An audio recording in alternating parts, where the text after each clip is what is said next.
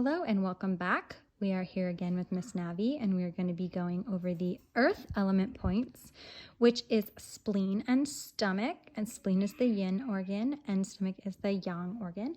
I'm going to start with stomach. Just going to start at her head. So the first point we come to is stomach 2, and it's a great point for relaxation and for digestion. It's going to be really good for dogs that have a nervous stomach. And you come from the corner of the eye and just go forward a little bit, and your finger is going to fall into this hole, and that is stomach 2. Then we move down to on this brachiocephalic muscle, this big muscle that goes right here, facing forward. There's a spot which, when she was sitting up, is much easier to see.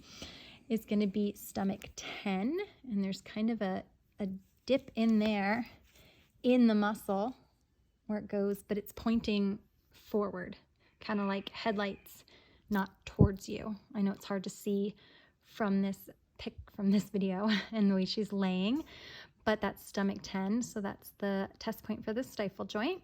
And now we go down to stomach 25, which is the alarm point for the large intestine. And you're going to find their belly button. Navi has like an actual belly button. And so on most dogs, it's going to be about 2 fingers width off of that belly button. So you can see it's about 2 fingers width. Now a smaller dog or a bigger dog, you're going to have, it might vary. So average is 2 finger widths off. And from stomach 25, the next point, which is a super great point for digestion, the whole digestive tract, for a lot of things, is stomach 36. And the way that I find that is you start here, see on the other side of the hock, you're going to come up this in the leg. You're going to go all the way up front part of this leg until you reach, you're going to hit across the tibia. So she's laying kind of weird, so it doesn't, but you go up and you can see there's like a little hook I hit, and then you roll over. So you come up the front of the leg till you hit this hook and then roll over. It's really right there. When I marked it, it was right, but when she lays down, it's kind of can be funky, but it's not very far over. So it's, a lot of people think, now this is gallbladder 34. They mistake that. This point's relatively difficult to find, but if you go up, hit that hook, and then just roll over, it's usually, it's a lot easier, I find. Then we go on to stomach 40, which is a great point for phlegm and growths and dampness in the body. It is down from gallbladder 34, it's kind of in the line going down to the hock from stomach 36, and it's in between in these muscles. So you come down to the center of the leg and you're going to feel it. And it's about midway between that stifle and that hock joint, in between the muscles. So you come down, it's right there. You can kind of see my finger fall into that. And then from there, we're going to go down to the ting point, which is stomach 45. And that is actually on the lateral outside nail bed of that 3rd toe. Because remember, you got to pretend that we have a dew claw, even though we don't. That's stomach 45.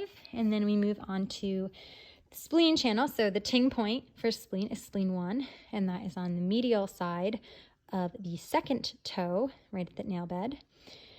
Then we go to spleen 3, which is going to be the source point for the earth element. It's a powerful point, and there's this little like shelf you're going to hit. It's right where this big crease, right where their joint is for their paw joint, and it's on that bone towards the inside. So if you look at this green dot, the green dot's really up a little higher, and this is really down a little more. And that's liver 3, which is in between that 2nd and 3rd metatarsal, and then spleen 3 is just down and more medial a little bit. So it's on, you can kind of feel that hook as you come down the leg, and that is spleen 3, the source point. The next point is spleen 6, which is an extremely powerful point. It is the crossing of the kidney, spleen, and liver meridians. And that is about a quarter of the way between this hock and this stifle joint. And it is actually on the back side of that tibia. So it's on this muscle And you want to get, so you're going down, and let's say, okay, so this is the whole thing, and we're going to divide it in half again. But as you come down the inside on that actual tibia, you'll feel it. There's a groove there, but this spleen 6 is actually there's more of an indentation that your finger goes into, and it's up. It's about, a few fingers up from that hock joint. Again, all that depends on the size of the dog. So this relative, she weighs 50 pounds. So we're going, which is pretty average for a dog. So there, it's right there. And then the next point is spleen 9, which is going to be the water point and tonification point. So it's very powerful. And that is on the other side. So here we have liver 8, which is that water point for the liver. And then this is on the other side. So here's your stifle. You have your stifle joint here. And right here is where, you have the femur coming together with that tibia and fibula. It's not really, but their version. And so this liver 8 is on the top side, and spleen 9 is on that bottom side. Still inside. You can really, I don't know if you can see my finger go into it, but it's a pretty noticeable divot right there. And that is spleen 9. And then when you go on to the points, again, once I do the bladder meridian, this will be a lot easier. But you have bladder 20 and bladder 21, which is going to be spleen and stomach.